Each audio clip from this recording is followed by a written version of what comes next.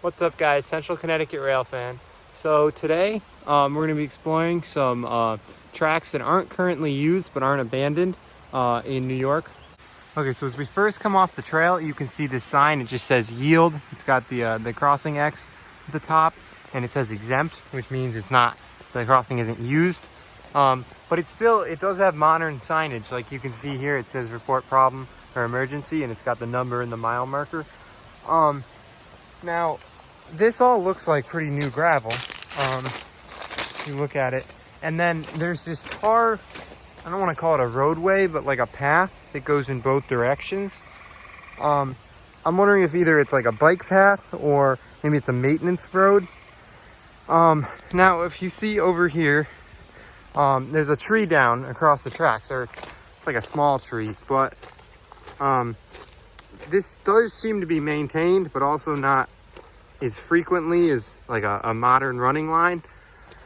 And if you look at the ties, you can see like one's breaking here. They're all kind of rotting. Now, if we look at the rail, you can definitely see some surface rust.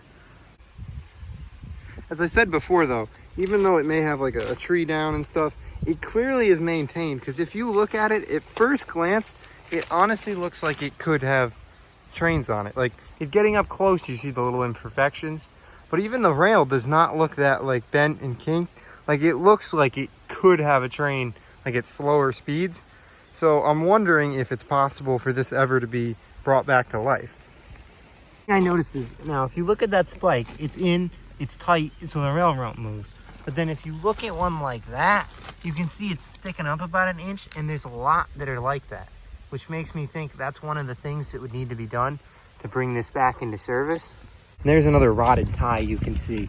I mean, it's gone in places like under there. It's really kind of disappeared.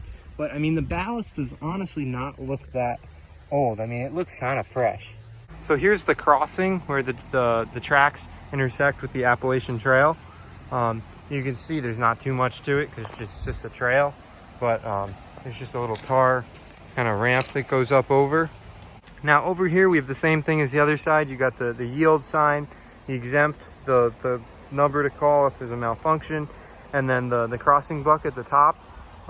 It's just the same thing on this side, but I'll show you a better view. But that signage, I mean, especially like the yield sign and the exempt, they look fairly new. They don't look that old. So here's a view of the other side of the trail crossing. You can see the ties do kind of stick out a little bit. I think they need more gravel. They do look kind of old and run down a little bit, so I think they'd probably need to do some tie work if they were ever going to restore this line.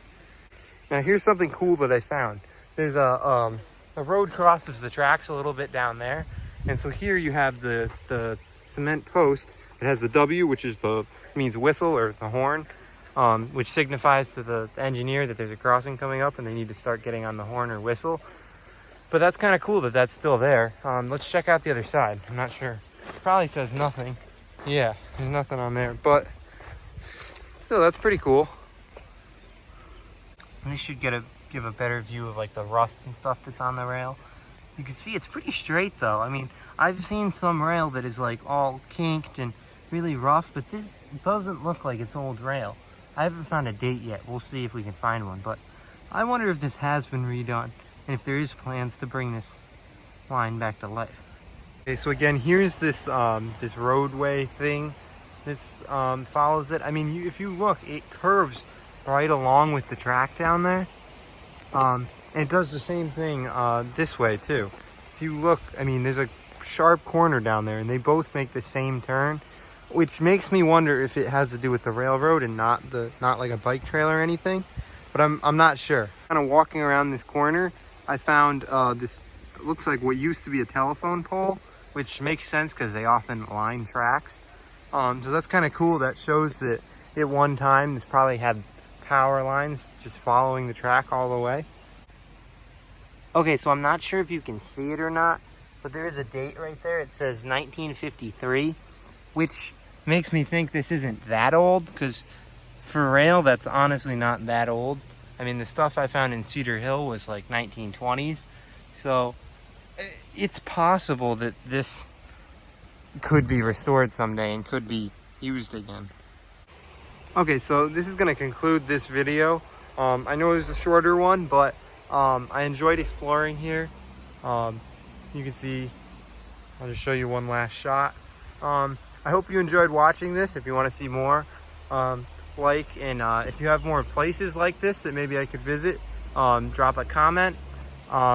If you enjoy seeing more of this, I'm hoping to do some more. So please subscribe, stay safe, and see you next time.